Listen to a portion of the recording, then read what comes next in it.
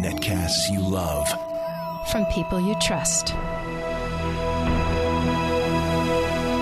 This is Twit. Bandwidth for Windows Weekly is provided by Cachefly at CACHEFLY.com. This is Windows Weekly with Paul Thurrott, episode 88 for January 2nd, 2009. Zune takes a holiday. Windows Weekly is brought to you by Audible.com. For your free audiobook, visit audible.com/Windows. And by listeners like you. Thanks so much for your contribution. We couldn't do Twit without it. It's time for Windows Weekly. Time to talk about our favorite subject. Your favorite subject, maybe. All things Microsoft. We're talking Xbox 360. I got a red ring of death. We're talking Zune. It's taking the day off. We're talking Windows 7. It won't work with Skype. Actually, you're right. We're having a bad day. We're having a bad Microsoft day. We are having a bad day. But it's not always a bad day. Paul Thurrott is here from the SuperSite for Windows and news editor for the Windows IT Pro and, of course, the author of Windows Vista Secrets, the king of inside secret stuff at Windows. And how are things in Dedham on this They're chilly. Fine January day? Yeah. 18 degrees today. Did you have a good New Year? Do you go out?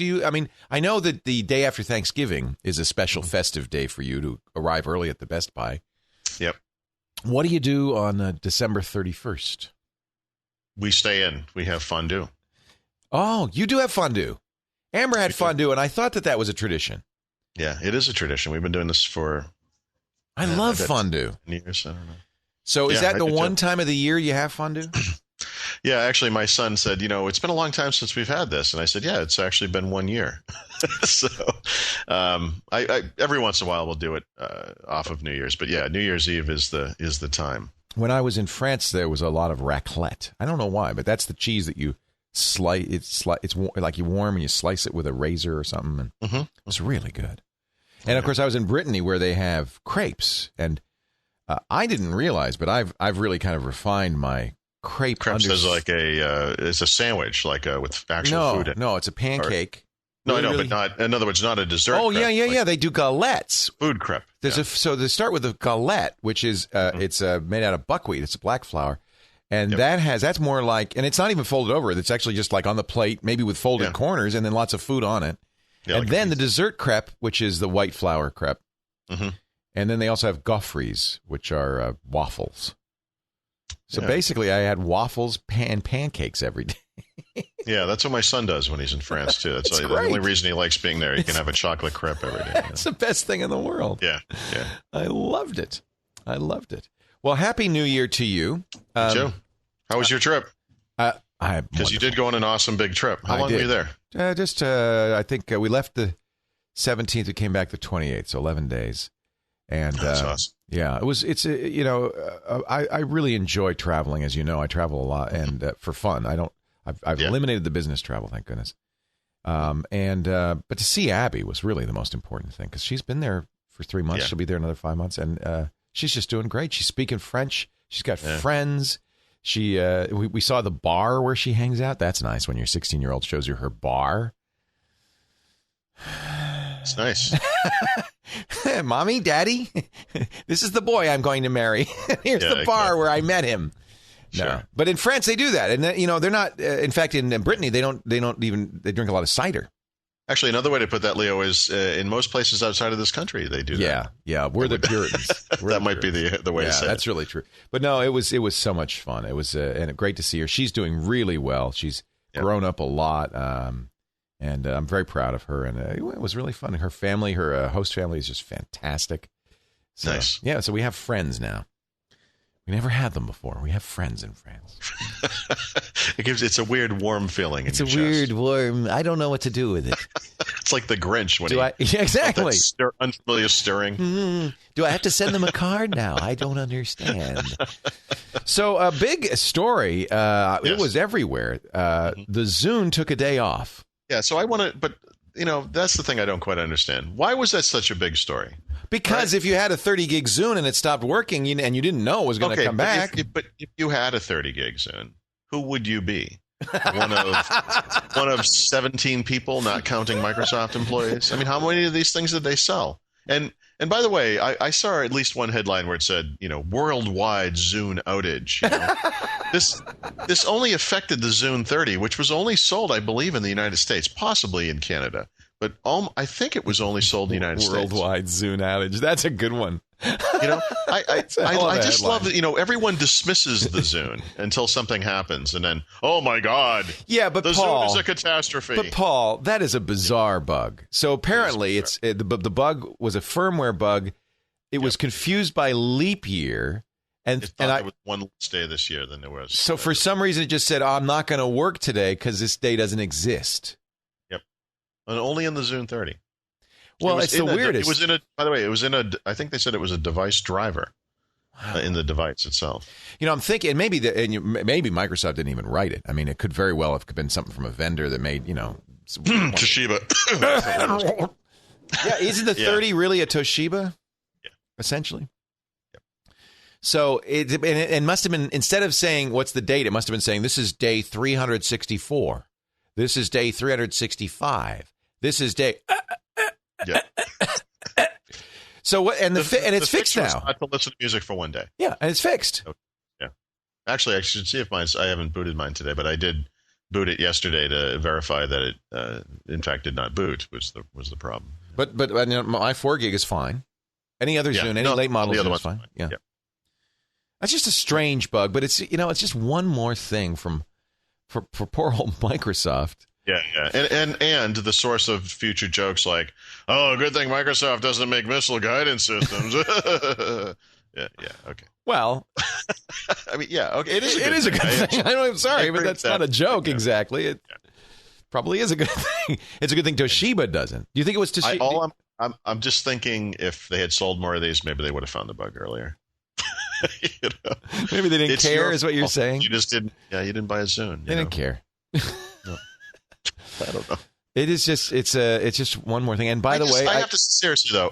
I got so much email about that, and this is, you can tell a lot about. Oh, it's a neener emails, isn't it? It really is. It's and with a few exceptions that I know of, none of these people have Zunes, and no one was really affected by this in any dramatic way. It wasn't some people were prevented from listening to their 80s soundtrack. Well, if it's your only music player, I wouldn't go that far.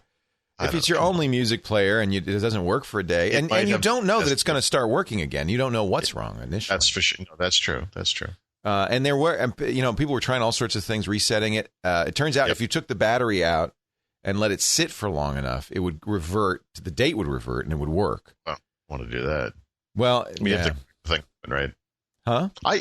You'd have to crack it open. It's not user accessible. Right.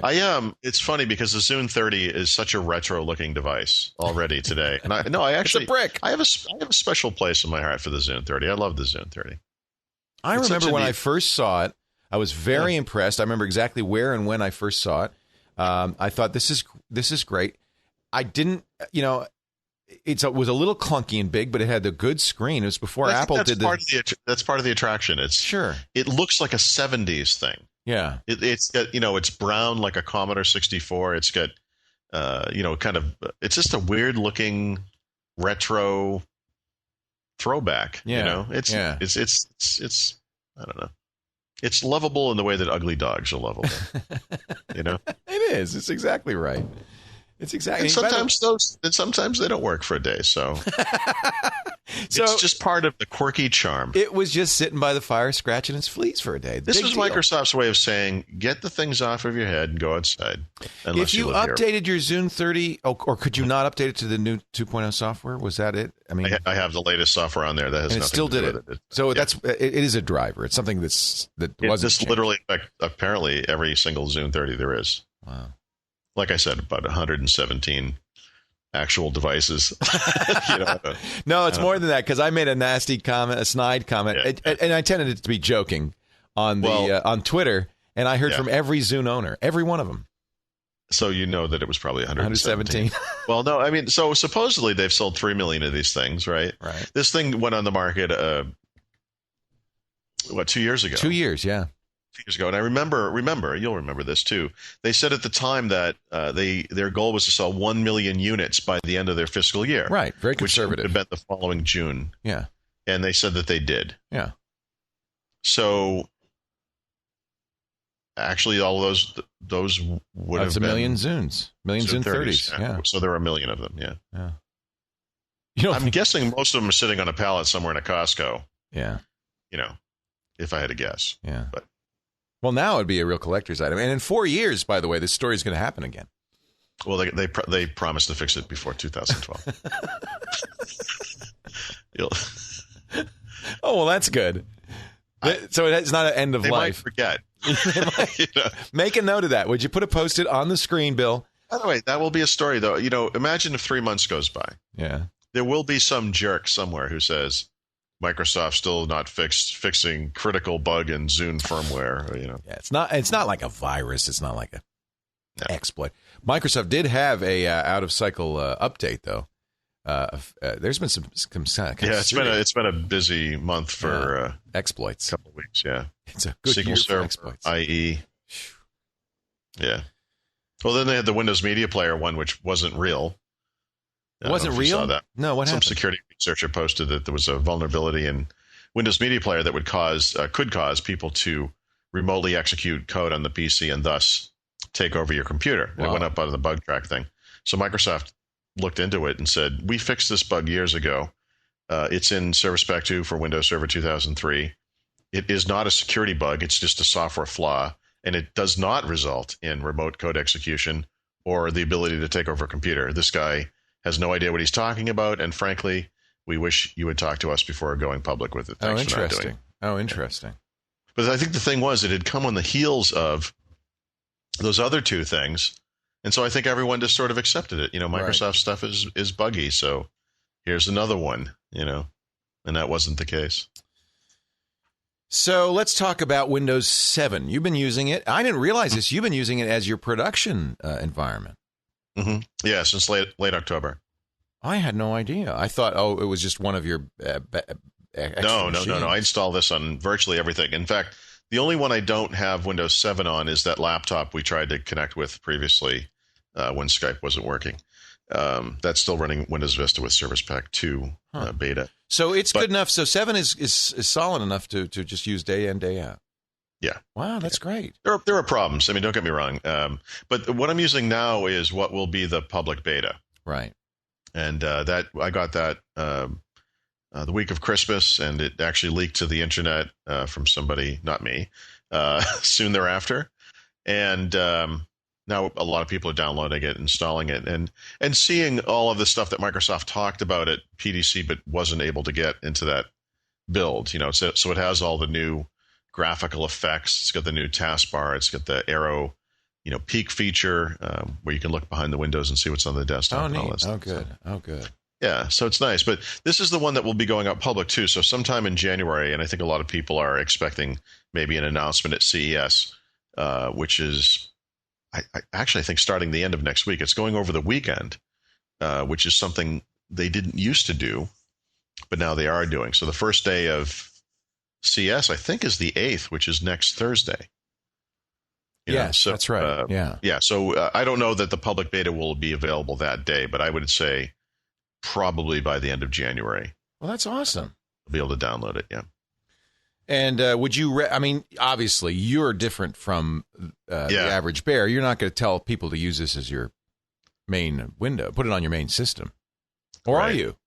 No, one of the things I'm working on now is I've found the compatibility to be very good across the board, but I'm trying to quantify what that means. So I've installed it on, 6 or 7 different machines here, and I'm looking at how to present this information, because on all but a few of them, there's always something it doesn't quite get, And on my desktop PC, for example, there are 3 missing devices that are really low-level things that I don't appear to impact the use of the computer at all. On some computers, it's missing something like a fingerprint reader, which is not a big deal. And on some computers, by the way, it finds everything. It just Huh. So it's a driver issue, though, then? Yeah. So there are no machines where the thing doesn't work out of the box, right. Which I think is excellent.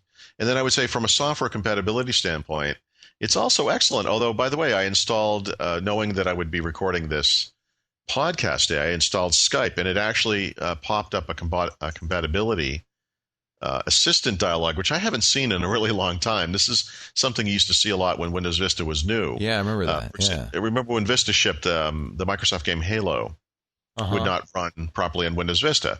And it's the same dialogue. And it says Skype has a known compatibility issue with this version of Windows. To see if there's an update available, contact Skype Technologies. And, we're using it now to record the show, so it is working. But, there's something there that triggered that. But that's the first one I've seen. So I'd say for the most part, let me think about this. I don't think there's any glaring exception to this. Virtually all the software I can think of, certainly off the top of my head, works just fine. Are there missing features? I mean, or is this? It's not feature complete. No, supposedly this is feature complete. Wow. That doesn't stop them from having a surprise of some sort. Right. But yeah, supposedly it's feature complete. And there's stuff in there, device stage, which is the new way to interact with devices, kind of an activity center that provides you with all of the things that you can do with the device that's plugged in. That's in there and working. The Windows Media Player sharing stuff, which never worked properly, or the media aggregation stuff, which never worked properly. That's all working. Play 2 is in there, which allows you to play content to media, connected devices around the house, is in there and apparently working, although I don't have a compatible device to test. It's all kind of there. So it seems like, as we discussed in the past, it seems like they could make this thing happen pretty quickly if they wanted to. Interesting. Yeah, and I think they will. So what do you think is the beta for bugs? Right, so to go back to your question, is this something that normal people should run on their production machines instead of Windows Vista or XP? Sounds like maybe. Maybe, but I would say people who listen to this podcast, people who visit my website, go nuts. I mean, obviously you want to back up and all this stuff. One of the things I have not I'm not gonna put it on the TriCaster because that's I need that to run reliably. But I might put it on my desktop. I don't see any reason. I tend to live in the future. Is it better than Vista? Right? Yeah, it is better than Vista. Although I had a little chuckle. I was writing an article about the 10 best Microsoft products of the year, and I mentioned the Windows 7 beta, even though it's not technically a product that was released in 2008. They did finalize it, and I think that but I think it guided a lot of what happened in 2008. And people are really excited about Windows 7, and the reason I find that funny is this is really Windows Vista 1.2 or 1.3, something like that. It's Windows Vista with with many tweaks, but most of them are very small. There are exceptions to that, but it's clearly Vista. I mean, when you boot this thing up, if you've seen Vista before, you look at this and you say, this is Vista. It's not like they've changed it a lot.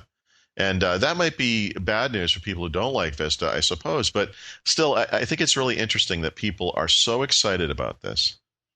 It's Vista. It's sort of like the Mojave thing. Like, we've come up with our next OS. It's this same one you're already using, but for some reason people are really excited about it. So, well, I think we'd be excited about anything that I have to say now, kind of looking back and here we are at the first show of 2009, that Vista now is solid, is desirable, XP's really looking long in the tooth.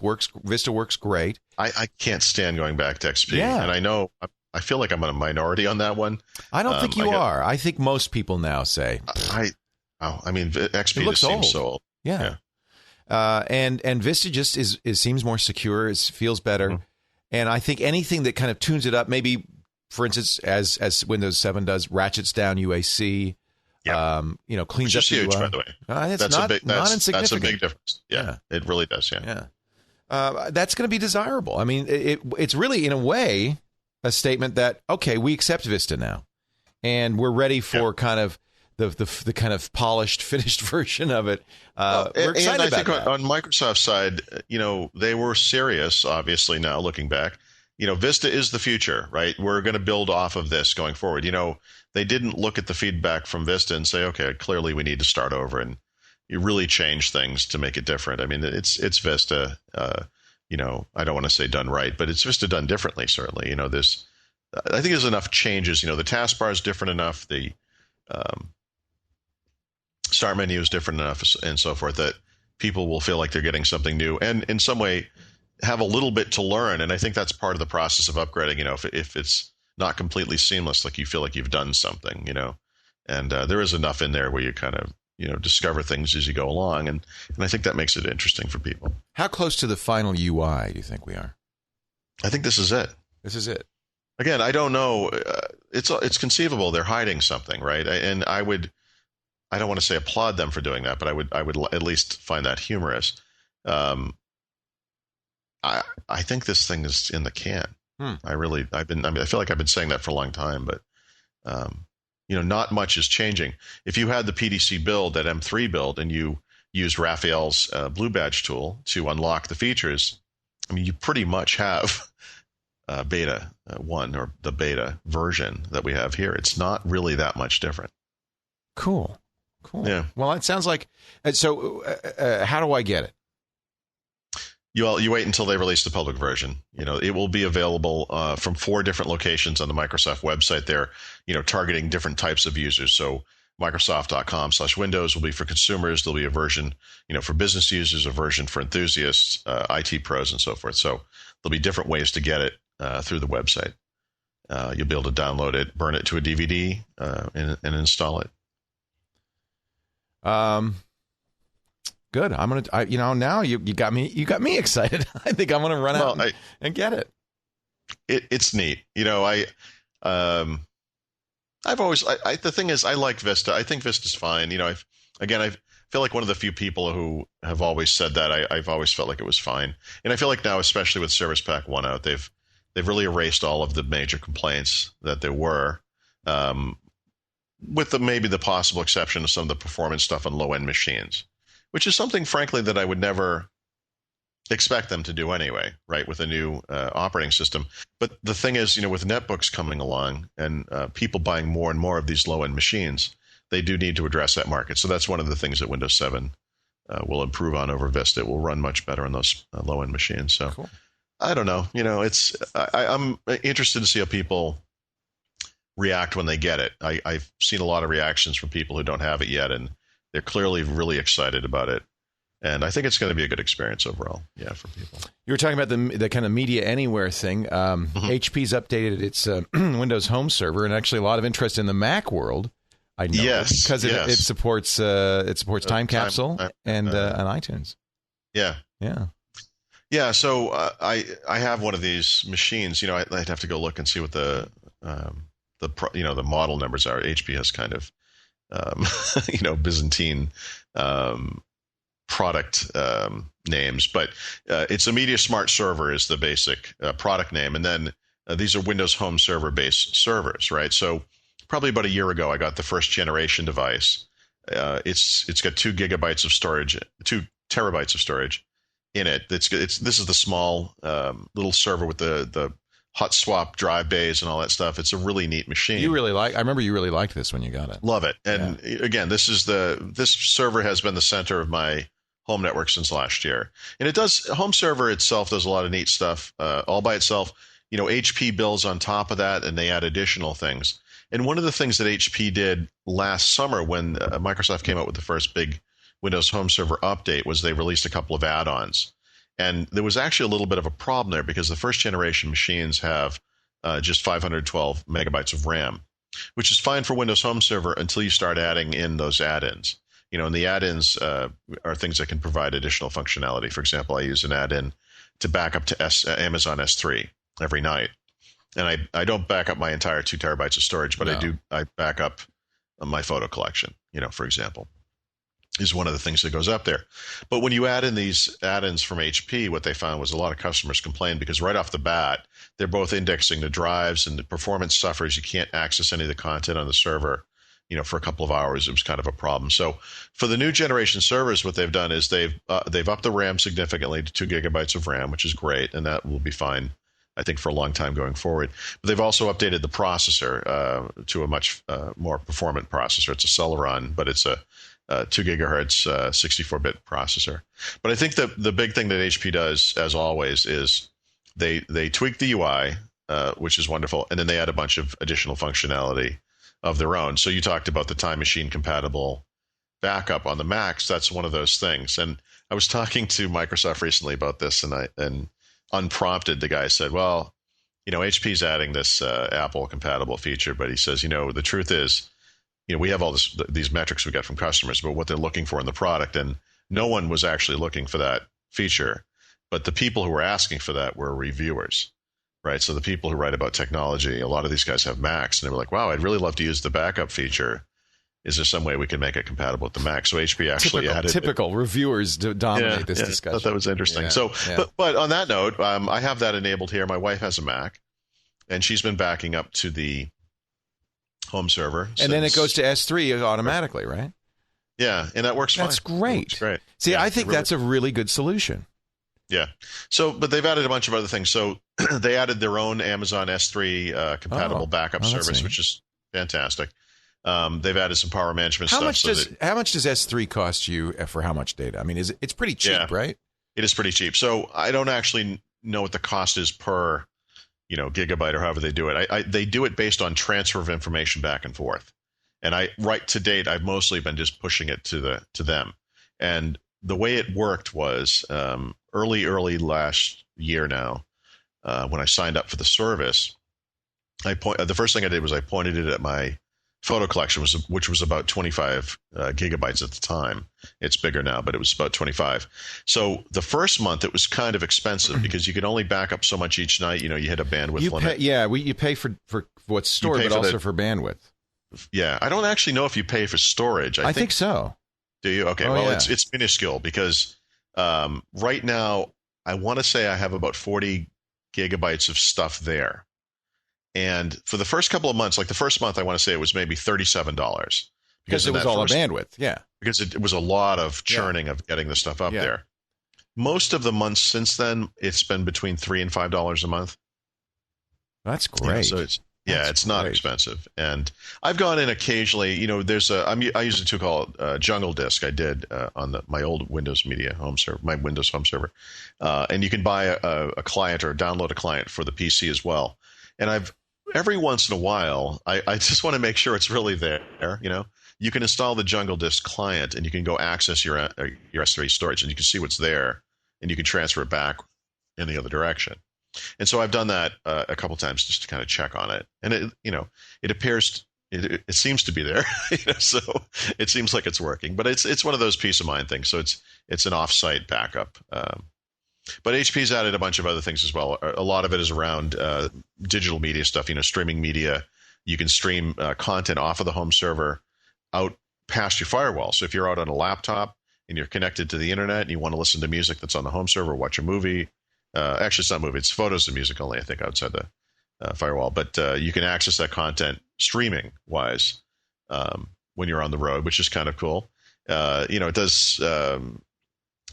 PC backups on schedules. It does integration with various photo services like Flickr. It has a collector tool so that if you have digital media on your PCs, it will automatically pull it back to the server. So it's, you have a little here, a little here, a little here, but the home server has everything in one location. Neat. Stuff like that. Yeah, it's a neat product. It's a really, really neat product. So they were going to announce this at CES, I thought, but they announced it on the 29th of December. Yeah, they jumped it. Was that, did somebody know about it? I think that's what I'm thinking, but apparently CES was not the right time. I think they were actually going to announce it at Macworld because Macworld. Oh, because it's more Mac-y. First. Yeah. Well, it's not more Mac, but they have this feature, and and of course, honestly, you must know about this stuff because Macworld seems like it's going to be less of an event because Apple is leaving the show and Steve Jobs is not doing the keynote. I wonder if they wanted to jump the gun and just not, in the hope that if they did it separately, it would actually make a bigger splash than if they did it as part of Macworld, which I don't know, maybe people would even boycott or, I know a lot of people are sort of upset about what's going on there. So I don't know. I have to be a little careful because I'm speaking at Macworld. In fact, I'm going to give Oh, you really? Well, I'm giving a feature presentation on Thursday, which is like one of the three big keynotes. What are you talking about? Well, the name of the talk is "It's the End of the World as We Know It." Okay. And I'm afraid that they might think I'm talking about Macworld. But I have to point out that when Apple left Macworld Boston, that was it. And Paul Kent, who runs it for IDG, says no. We booked next year, and we're gonna be here. But they did one more show in Boston, but it was terrible. It's the same thing. I have to think this is exactly what happened last time. I could have hosted the thing in my backyard. It was not a big event, And it's a shame because, but there's nothing like that for Windows. It used to be PC Expo was kind of a. All right. So not to get totally off track on the Apple thing, but here's my one thought about Macworld. I don't understand why Apple can't do something about this with IDG. First of all, this thing used to be Apple World, right? I'm sure you remember that. Yeah. When it was Apple IIs. Yeah, and I used to go to these things. In fact, they had them in Boston all the time. Yeah. IDG would move the show based on when Apple wanted them to have it, I think. Apple says they don't want to have have to be beholden to the show and feel like they have to announce something in January, which isn't a great time. No problem. You guys always announce something in September because you always have new iPods every single year. Move it to September. Move to September. Brilliant. I didn't even think of that. That's, you're right. Why don't they do that? I understand Apple's point of view, which is it's a big burden to put on us that January 6th, we got to have something. Sure. Well, that was what they said about Macworld Boston. But they're going to kill this show. They're going to kill it, and it's a big advantage to Apple to have it. It's in fact, I think Microsoft should have a Windows World. That may be true. It's a good thing. All right. So the alternative is there could be an Apple presence at CES, and I have to tell you, which there isn't. They pulled out of that 2 years ago. Right. Well, they need to be there. So, and Steve Jobs needs to be the guy doing the keynote at CES. He would certainly be more interesting. He would take Bill Gates' place. Very absolutely. That's what I think should happen. And, regardless of anyone's feelings about, the Microsoft versus Apple thing, I think Apple at CES would make a huge splash, and I think they would have a huge presence there. Well, they're a big consumer electronics company now. I mean, but I think with this resurgence of the Mac in recent years, it would be an interesting place for them to show the world, hey, look, in certain areas, we're on equal footing with Windows.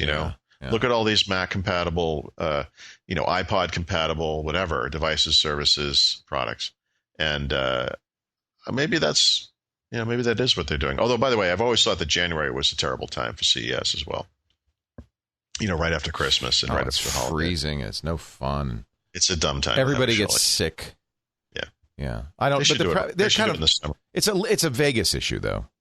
I mean, Oh, come on. I mean, they, you get 125,000 people to show up. I mean, I'm sure Vegas would accommodate you. And see, you're so sensible about things like this. I just go along for the ride. I go, oh, yeah, I can't do anything about that. So Macworld should be in. Macworld should be in. Let's fix this. You're an idea guy.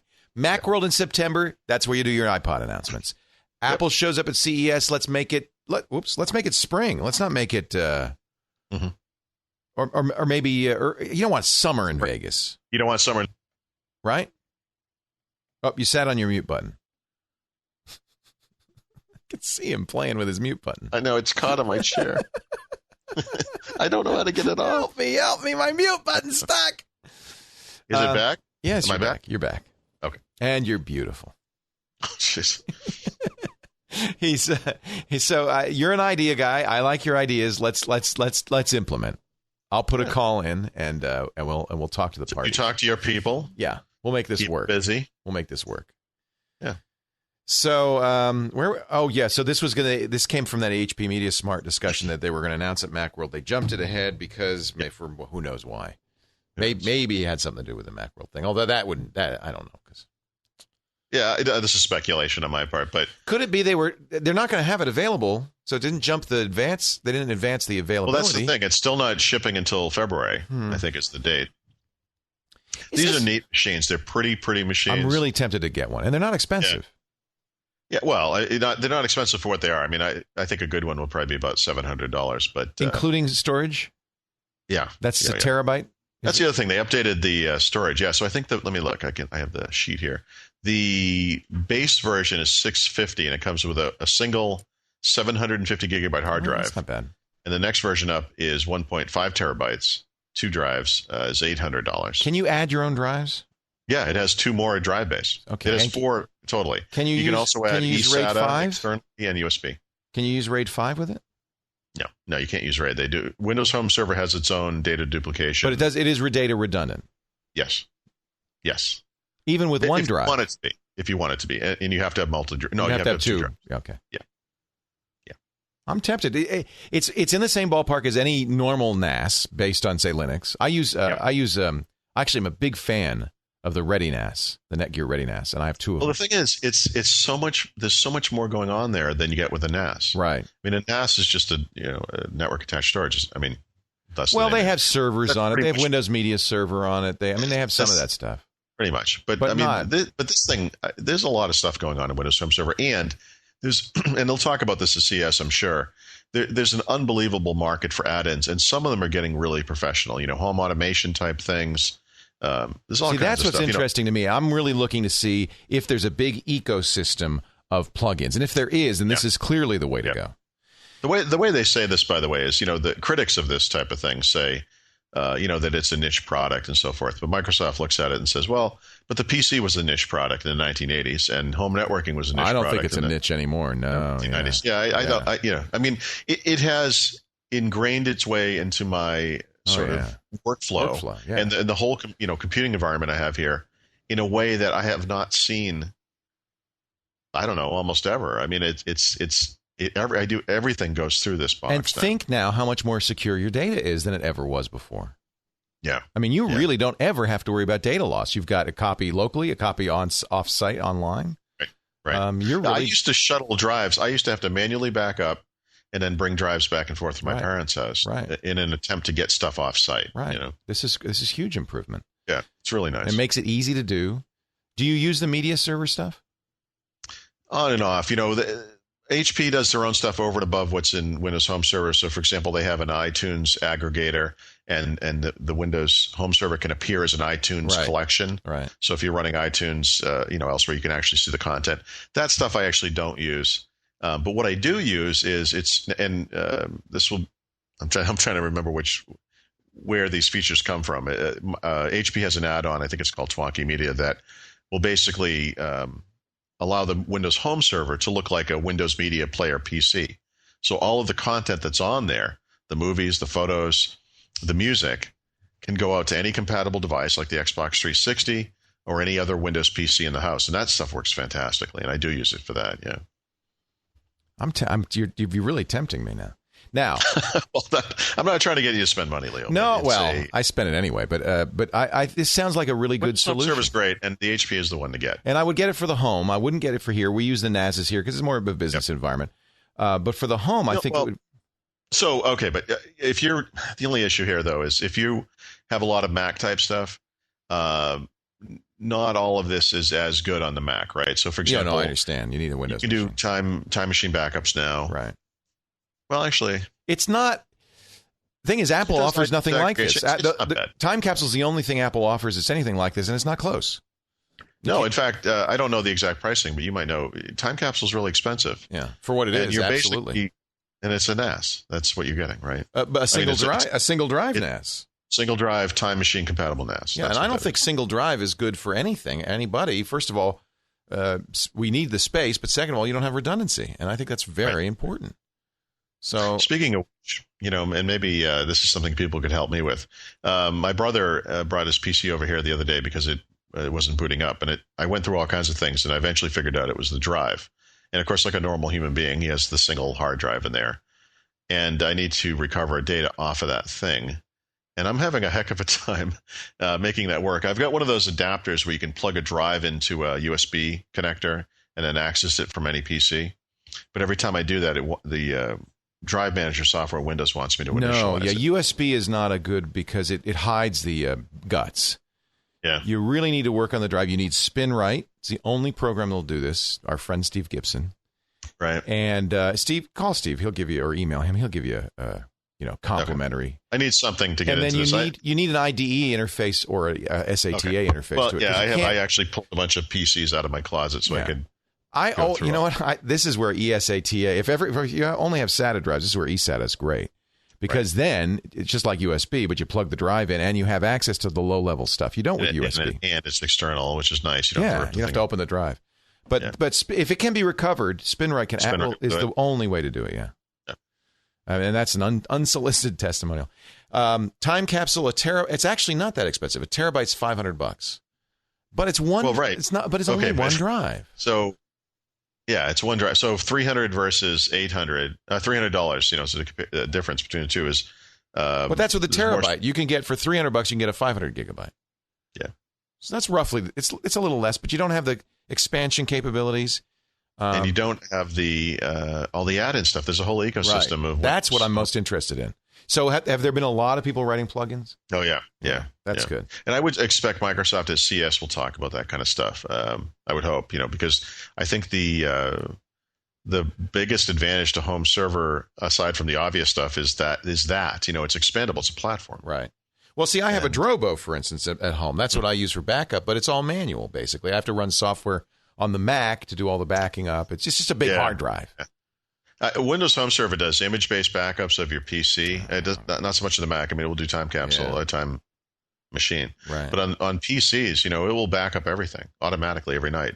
And, it does incremental backups over time and so forth. Really, I really wouldn't nice. be surprised to see Apple announce a comparable product. This time capsule is not it. Yeah, and I saw rumors about that. My only concern there is that, Apple TV, which is an excellent kind of set-top box, and believe me, in fact, I'm looking at almost 12 of them here, not Apple TVs. I mean, different kinds of set-top boxes. It's only about 100 times better than anything on the Windows side. Yeah. It hasn't exactly sold well. No, it hasn't. I think people are confused about these things. Maybe they're a little expensive. Hey, remember the TiVo took forever for anybody to catch on to. In fact, the TiVo is now catching on through Comcast. At the end of its life cycle. Nobody DVRs anymore because it's all on demand. You don't need it anymore. Or you can get TiVo service through Comcast, right? You can actually use their set-top box with TiVo's better software. Poor TiVo. By the time people figured out how valuable DVRs are, it was almost an obsolete technology. It's got a couple more years, and then on-demand and downloads are going to replace it. And it's like, well, that was nice. No, it's too bad because they were really on to something. It's really great. And I think Apple TV is very comparable. It's really cool. It at least clicks into this future of downloadable shows. It's not a TiVo. It is good for that kind of thing.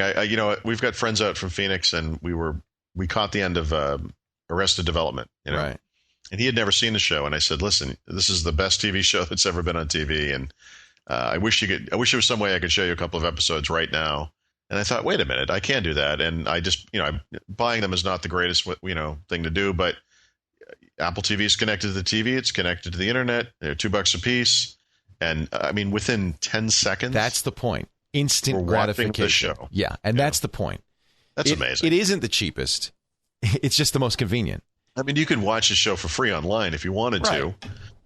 You could watch it free through Media Center, for example, on their watch it on Hulu. Internet. Yeah. Yeah, but those things aren't connected to my TV, so it's just convenient. And that Apple's very good at realizing this value. It's point of access. Well, maybe next week they'll talk about this. I'm curious to see what they do. I really like the Apple TV, and believe me, in my quest to be all Microsoft as much as I can, I've tried to find something that can replace that. And so, like Netgear and D-Link, and none of those are comparable. It's awful. They're terrible. Hard to use, unreliable. There's something, I don't know what it is, but the performance is terrible. I don't know if it's a Windows Media Connect or whatever the technology is they're calling it now. The way that information is shared between a PC and the device, or the network speed. I don't know what it is, but for whatever reason, all of these, the connectors and the extenders and the set-top boxes, like I've got a popcorn hour here. I've got at least 5 different extenders. I've got, all kinds of different things. They just don't work as good. Yeah. The one that does work really well, by the way, is the Xbox. Well, that's what I was going to ask you. If it weren't so noisy, I think the Xbox would work quite well. Yeah, so I'm going to get one of mine fixed, and I'm kind of hoping they send me a quieter one. If they do, Are the newer ones quieter? Yeah, they have a brand new version out now that is supposed to be really quiet. Now, I don't have one here. Mine RROD'd. Maybe you'll get something better back. Insider term for welcome to the club. Yeah, well, it's a second. It's a second RROD, the second rendering of death on this same one. The first rule of Fight Club, by the way, is you don't tell people how many times you've read it. Because somebody's always got a higher number. Oh, that's you too. I've had 9. I have a collection. Yeah. I could build the foundation of a hut with my red-ringed Xbox 360. And I'm torn. One thing is it would be a warm building. I'm torn because Major Nelson says, well, let us know. And they immediately, Microsoft calls us, so let us know, give us the tracking number, we'll take care of you. And I'm sure that what'll happen is I'll get a newer one back instead of the same old one, which is what I got the first time. But I don't like to. Look into that. I know what you're saying. I don't like to pull rank like that. I don't want to do that. Well, you should. No. I'm going to go through the normal support channels too, but in the past, I had a heck of a time trying to get them to fix stuff. Now they have They're very good with the red ring of death. They've got it down. For that, basically, it's a no questions asked kind of thing. Yeah. It's instant, but it's not. But it is 3 weeks out of commission. Sure. They send you a box. You call them immediately. Yep. They send you a FedEx box. You put the thing in the box. Easy to do. FedEx does cost you nothing. So here's a little bit of trivia for you. You might enjoy this. When you do this process that you're talking about, your Xbox is gone now for weeks, like you said. Pain in the butt. What's the number one question that people have when their Xbox is gone, and they what they want to know? When's it coming back? Right. And what's happening to it right now? Like, where is it? Right. Can I find that out? There's this group at Microsoft, Customer Support Services or something like that, CSS, that actually came up with an application that allows people to go and look and see what's happening to their Xbox 360. So this has proven to be so popular with people that these guys are actually doing all the help stuff in Windows 7 now. Oh, interesting. Yeah. So there's a lot of self-help, like troubleshooter. There's one of the new features in Windows 7 is if something's not working, like a hardware device, you can right-click on it and say troubleshoot, and it goes through all this stuff, and it tries to automate it. Right. And if it can, it will. Yeah. But if it can't, it will give you all this information about self-help and other ways you can get help, and that's those people. But so it's kind of funny when you think about it because, sadly, the red ring of death has affected literally millions and millions of people. So they've had a really good big audience to test this stuff on. And that's what they did, and now they're going to use it in Windows. The same sort of system. Good. We'll learn something from this horrible experience. At least something positive will come out of your something good will come out of this. That's right. So, and the other thing that happened last time was my my Xbox subscription expired right when it was gone, so I had no idea it expired, and then my credit card expired, and so they canceled my. It was a mess. And I'm not. I've had this. I lost my original gamer tag is gone because of the same thing. Yeah. The credit card expired and I threw it away. Same thing. The number changed or whatever it was. I wanted to get it back, and they said, "Okay, well, we need to know your old credit card number." I said, "Well, it's gone. Then we can't do it." You got to be kidding me. Yeah. So I changed. I did a new gamer. So I'm just going to buy. I'm going to buy. This is what everybody should do. 2 like Xboxes. No, you have two Darth boxes. That's a good name for it. The Darth box. I'm going to have 2 Xboxes, one for when the other one's in repair. And hope that they don't both red ring at the same time. And and this is I'm doing this not just for me. Right. But I'm doing it to stimulate sales during this difficult time. Economy. Yeah, it's a public service. It's a public service. Everybody, in fact, I want everybody listening to this show to go buy another Xbox or something. Sure. Just buy something. They'll have to eventually. Yeah, you're going to need it. So just buy 2. It kind of puts the Zune problem in perspective. No kidding. If I went out today and bought a new Xbox, it's not going to red ring anymore, right? They fixed that, right? They know what's wrong. I promise you something like that, Leo. And they know what's wrong. I don't know if that's true. Oh. I hope it's true. We don't have enough data the points. The problem with the red ring of death is there isn't some little part in the Xbox where they say, "Oh, look, we found the problem. All we have to do is replace this capacitor, and everything will be fine." No, it's a mystery. There's some bizarre confluence of events and there are different scenarios under which this thing occurs. I have to think so because mine is done. I mean, they fixed it, and it did it again. I can't say they fixed. I don't know. I don't think they fixed my Xbox. It shouldn't happen again if it was this part. And it's the second part, second wave. And the other thing, by the way, it was not overheating this time because the garage is freezing cold, and that's where it is. I mean, it was very careful to ventilate it. It was not a heating problem this time. Right. So now I'm really baffled. It's some weird set of components. I don't know. It was Call of Duty World at War. What's that car that used to explode? The Ford Pinto. Yeah, the exploding Pinto. It's the Ford Pinto of consumer electronics. It wouldn't. It'd be fine. I would just throw it away and cut my losses. Except that it's still the best gaming machine out there. I know. One of the things I did, in fact, it's somewhere, I don't know where I moved it, but I carted out the PlayStation 3, and I've been going through all my devices, and I'm checking compatibility with Windows 7 and media sharing and all this stuff. And I updated PlayStation 3, and I thought about it a little bit, and I wish that the PlayStation 3 was a little more compelling. Yeah. Because the thing is nearly silent. It just needs better games. That's all. It's all it needs. Yeah, it just doesn't have anything on there. I'm really Me interested neither. in. No. The interface is nice, I like it. I got two. I have two of those. Yeah. Doesn't crash enough, It never crashes. It's never red ringed. The thing is hot as Hades, but it handles it. It doesn't have, you know what I like? One of the things I like about it doesn't have a big brick. The plug just goes. Right. Yep. Just right. I mean, the machine itself is a big brick, but yeah, the brick is in the machine, but it's still, I mean, that's a nice thing. Yep. I don't know. I just I thought by this year there would be lots of great games, and there are good games. Little Big Planet is fantastic. Right. I love Little Big Planet, but not enough. So, no, this is so much on the 360. Yeah. It's night and day. So this was, this is a mixed bag on the holiday season because Walmart and Amazon reported up sales, and everybody else says it's the worst holiday in years. I don't understand. Here's what I don't get. We can all accept that we're in a recession at the very least, right? This is apparently a fact. D word. It could be a depression. D word. Maybe we need a word that means something between a recession and a depression. If so, that's probably what we're in. I don't know. Yeah. So you would think under such economic conditions, right, where people can honestly look at other people in the eye and say, look, things aren't going so well. We're going to cut back. I know we used to buy you a present, but now we're not going to buy you anything, or, we're not going to buy as much or whatever. Okay, fair enough. I mean, how much would sales go down at retail in such a time, right? Don't you think they would be down 20%? Yeah, instead it's just a couple of percentage points. It's like, when you factor out gasoline sales, I think it was down 2%. It didn't seem like the stores were empty, I have to say. No, it really didn't. And there are these two bright spots. Now, somebody said that Amazon is the Walmart of online retailers. In other words, you go there for the low price. Absolutely. So that's why they did well. And listen, they figured out shipping anywhere, and they'll tell you, you'll know exactly when you're going to get it, and you will, and they're really good about that. But the only thing, this is funny. Right after Christmas, Amazon came out and said, we have had our best ever holiday season. And there were figures about that. They don't ever release numbers as far as, how much money they made. But they talk about the number of items they shipped on their busiest day. They have all these kind of quirky figures. So I went back to look for the original press release, so I could write my own story about this. And I quoted from Amazon CEO Jeff Bezos, his quote. But in the quote, it said, looking forward to something about 2008. And I thought, wait a minute, what?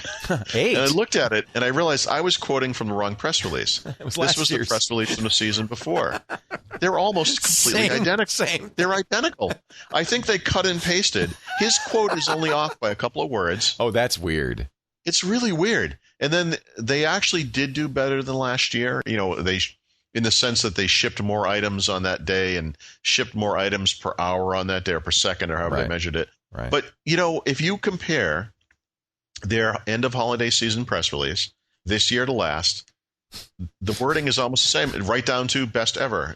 Funny. That's how they describe it. Amazon has best ever holiday season. And it will be every year. So I don't know what that means. Did they make money? Just a little bit better. They don't know. They don't really say. Yeah. But they shipped a bunch of stuff. I think what's happening is the reason it wasn't worse is people are still charging. It hasn't sunk in yet.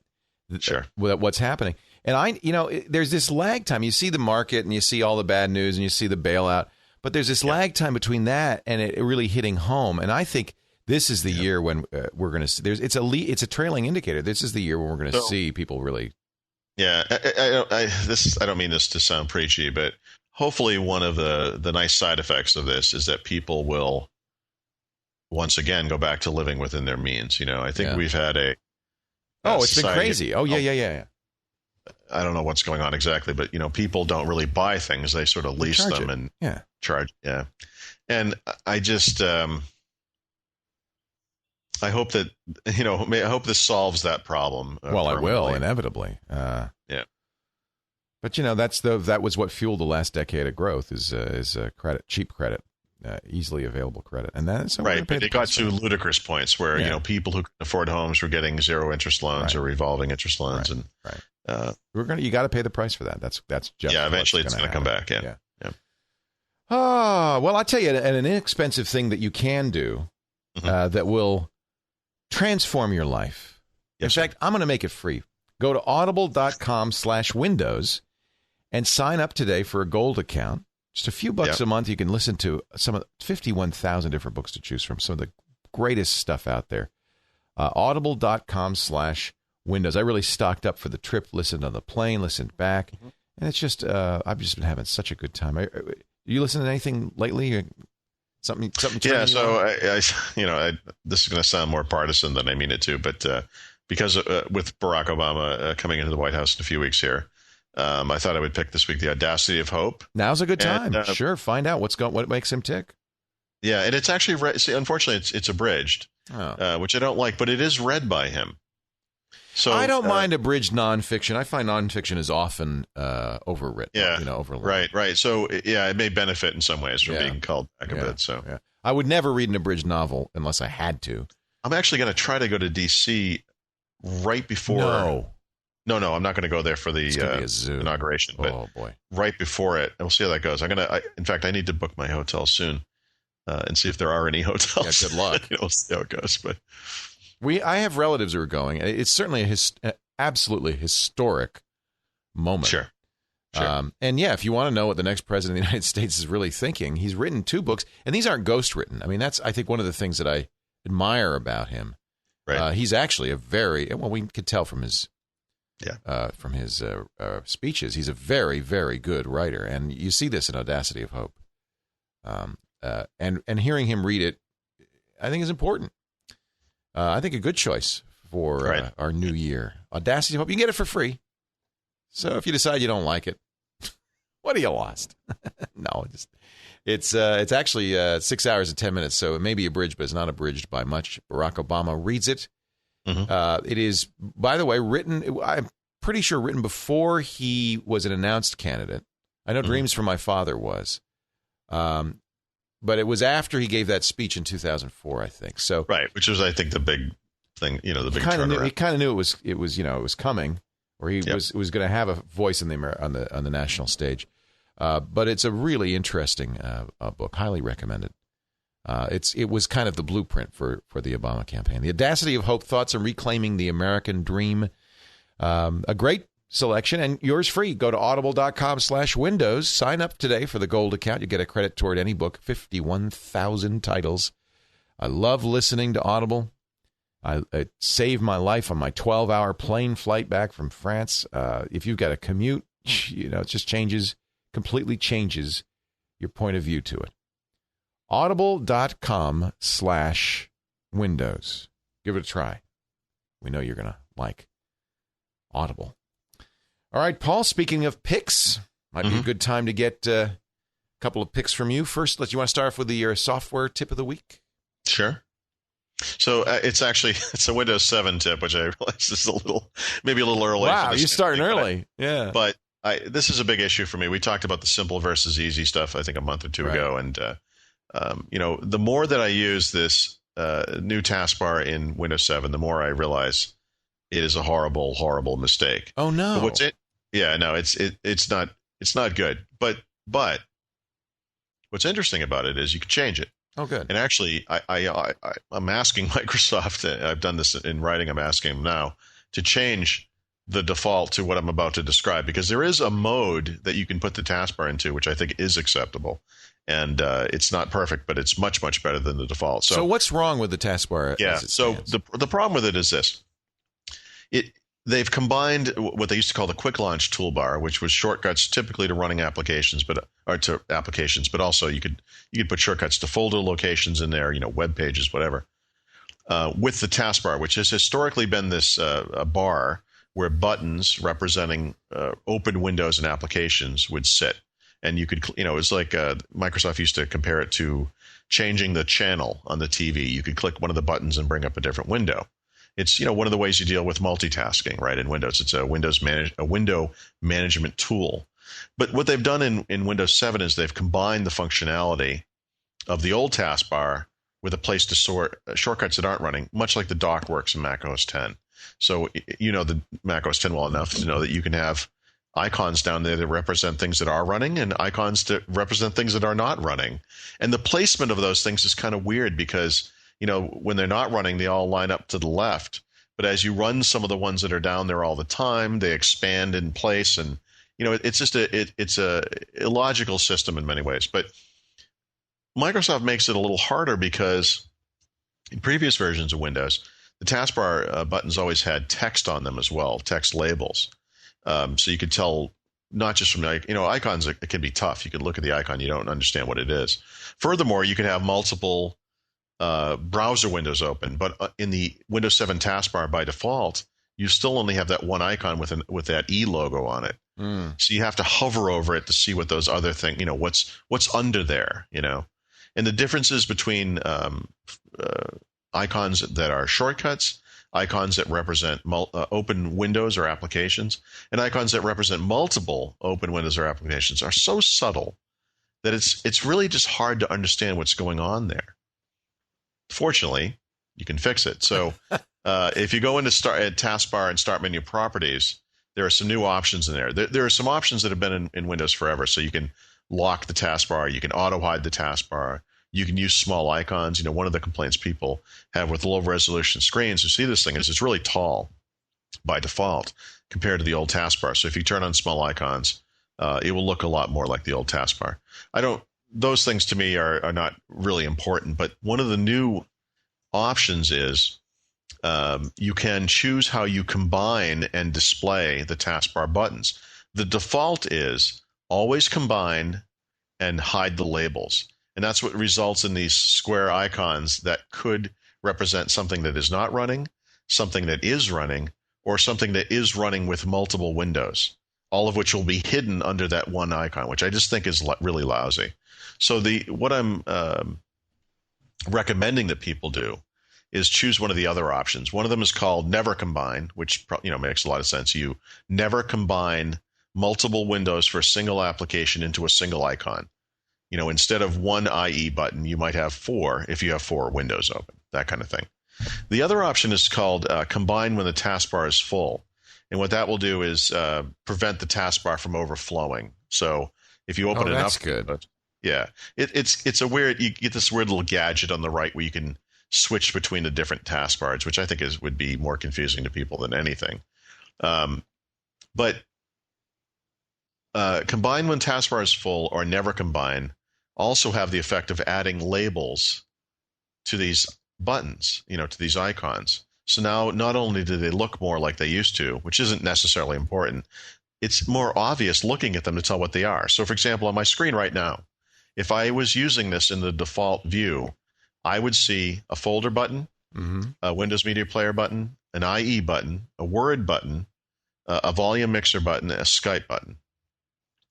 Most of those are running applications except for Windows Media Player. The difference between those buttons would be very, very subtle. Right. 2 of them, for IE and Word, actually are hiding multiple windows, even though there would only be one button. You want more information. You really do. You want more information. So what I see is a folder icon that says the name of the folder that's open. I see 2 different IE buttons that tell me the web pages that they are representing. I see 2 different Microsoft Word buttons that tell me the names of the documents and so forth, right? It's a lot more information, and it's the way it should be. I think this answers a lot of the complaints I've had about the new taskbar. I really don't feel that mixing shortcuts for running and non-running Windows and applications is a good idea, period. I think it's going to confuse a lot of people. But this makes it more obvious. It's way more obvious which things in that taskbar are running and which are not. And I think when they make them too subtle, it's simple, but it's not easy. That was my big argument from before. So you can fix it. And would you like to take another step beyond that? I mean, is that fix sufficient, or is there an idea you have for making that even more useful? Well, I don't think you should mix and match. I mean, Yeah. Maybe the a problem line or segments? Well, okay, let's put it this way. Let's say that the start menu started out as a place to launch applications from, right? And that the taskbar started out as a place just to manage things that were running. Right. Those are two completely different things. Yep. They're in two different locations. But now you want to mix and match. Yeah, no, I You agree. want to allow them to have shortcuts down. Okay, I mean, that's okay. Okay. But I use the quick look for that. That works. Okay, but look, we all have different ways of doing things. I Yeah. mean, some people listen to my argument about this and they say, "What's your problem? I've always wanted them to do this. Right. This is what I do want." Okay, fair enough. We all have different working styles. That's not the point. This isn't about me not liking the feature. This is about me. I support people that use Windows. I know that this is going to be confusing to people. This is going to be something I have to deal with for years to come because I'm going to be getting. Right. It's a problem. The problem though is this. That's confusing enough on one level. You've decided to mix and match what one thing does. Fine. But they've also taken something away. So, for example, when you pin Internet Explorer to the taskbar, which is what you call that, so there'll always be an IE button down there, regardless of whether that application is running or not. Okay. When you do that, they take it out of the start menu. And that's wrong. It should be in both it should places. never change. That's confusing. It should never take it away from the other one. No, that's confusing. Now, you can, in fact, go dig into all programs and go Change find that. the thing. Yeah. But if you use Internet Explorer more than any other application in Windows, if you actually click on that icon and run it more, that should be the top item in your most recently used list, which is what you see when you open the start menu. That should be on the top. Yeah. Because you run it the most. That's what you want. But once you pin it to the to the taskbar, it will never appear in your most recently used, That's non-logical. It doesn't even make sense. It changes the meaning of that's that. The problem. Yeah. That's my point. Yeah. So this makes it better. There's a side tip to this, which is you can in fact pin things to the start menu as well, and those things will appear on the top of the start menu. Yeah. That's fine. The problem is you can't do it from the taskbar. So for example, if I've decided to pin Internet Explorer, it disappears from the start menu. Right. Well, now I want to pin it to the start menu because I actually do want it in there as well. If I right click on that button, there's a jump list that pops up. One of the options is not pin this program to the start menu. You can't do it. You have to do it from within the all programs view inside of you really have to dive into the start menu, go into all programs, find that icon, whatever it is, right click it from there. And then once you do that, one of the options is pin to start menu. Okay. I really feel like this thing is ill-conceived, but like I said, if you make this one change so that you only combine when the taskbar is full or you never combine, you'll get labels on your icons, and those icons for things that are running and those things that are not running will be far more obviously different. And I don't think it's perfect, but I think it's enough. Turn on never combine or always combine. Well, no. Always combine is the default. You don't want that. Turn off combine. Always. Okay, never combine. Yeah. Never combine or combine when taskbar is full. I'm sorry. So I got it's you don't have it in front of you. It's hard to explain. Right. No, I get it. But a month from now, when everyone is running this build, right, I want you to think about this, and I want you to go at least look at it because I think it's a better way to do things. Either always combine or combine only when taskbar is. Not always combine. Either never combine or only combine when the taskbar is full. That is correct. And not always combine, which is the default. I got it. Never combine is interesting because as the taskbar fills up, the labels get smaller and smaller. Oh, yeah. Well, isn't that what happens now in Vista? Yes. Yeah. And that's absolutely fine. Yeah, I don't mind. Absolutely. You shouldn't have that many windows open anyway. By the way, there's a nice side effect to this too. One of the features in Windows 7 is that as you mouse over buttons in the taskbar, they take on a color hue that is based on the window that it represents. Oh. So, for example, Internet Explorer takes on a blue color hue. Huh. Word takes on a gray one. The volume mixer is kind of a green color. Skype is blue because the application is blue. With these multiple buttons across, they're always grouped together, so they're next to each other. Right. It gets this really nice. It's very colorful. It's like a rainbow as you mouse over them. It's really neat. You really convinced me to download Windows 7. I'm not kidding. No, it's good stuff. Yeah, I'm not sure which machine. I don't dare put it on either of my production machines. It would kill me if I couldn't edit my audio or TriCaster stopped working, but I'll find a machine to put it on. Pick of the week, software pick of the week. So this is sort of an old favorite, but the Windows Live Essentials suite, which is that suite of applications that run on Windows, has been basically finalized. It's actually a near final release candidate type. They're calling it a beta, but it's actually a release candidate version of the product. So all of the applications are essentially final except for Movie Maker. And it's the first thing that I install after I install Windows is Windows Live every single time. That and an antivirus program. But this is the suite that includes Windows Live Mail, Messenger, Movie Maker Beta, Photo Gallery, Writer, and a few other little utilities like a sync. If you install Photo Gallery, you get like the synchronization capability. You can sync your photo collection from PC to PC and so forth. So you're suggesting this is downloads.live.com, right? That's right. Or right. get.live.com would do it. No, this one is on download.live.com. Okay. Yeah. And get everything. It's fantastic. And you're right. It's a great bundle just to have. And I guess with Windows 7, that's going to be even more so the thing to do. With Windows 7, you pretty much need it because you don't get Movie Maker. Right. You don't get Mail. You don't get Photo Gallery, right? So this is the only way to get it. But even on Vista, these are much improved versions of those applications and then the other stuff as well. So it's all good stuff. I use these applications every single day. They're fantastic. Yep. A great pick and free, of course, and that's what we like. Yes, sir. Paul Thurrott is the editor-in-chief of the SuperSite for Windows, winsupersite.com, a great place to go to get all this information in one spot. Very useful. Get Paul's opinions on a lot of things and his reviews of Windows 7. You can also read his stuff. He's a news editor at Windows IT Pro, and, of course, his book, Windows Vista Secrets, is out now in the second edition.